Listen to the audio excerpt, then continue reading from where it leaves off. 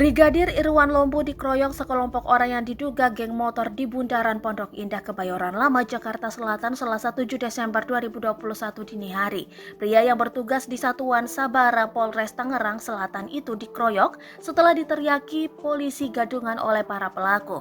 Teriakan itu dilontarkan pelaku lantaran tidak terima kunci motornya diambil oleh Brigadir Irwan. Korban berinisiatif mengambil salah satu kunci motor untuk membubarkan balap liar, kata Kabid Humas Polda Metro Jaya Kombes Pol Endra Zulpan dalam keterangan tertulisnya Selasa malam dilansir dari Tribun Jakarta. Namun, sekelompok orang tidak dikenal tersebut melakukan penyerangan terhadap korban dengan meneriaki korban polisi gadungan. Tambahnya, pengeroyokan itu dilakukan di depan istri korban berinisial S dan sejumlah anggota keluarganya.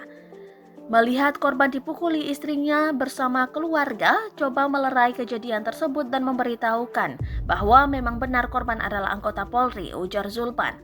Namun, para pelaku tak menanggapi pernyataan sang istri dan terus melakukan penganiayaan.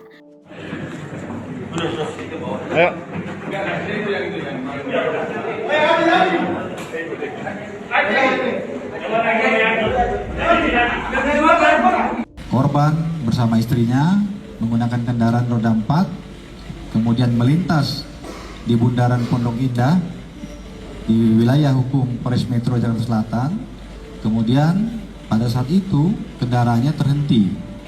Ternyata di depan penyebab terhentinya kendaraan tersebut adalah ada balap liar yang dilakukan oleh sekelompok orang. Pada saat korban mencoba membubarkan balap liar tersebut, para pelaku meneriakkan dengan kata-kata provokasi, yaitu polisi gadungan.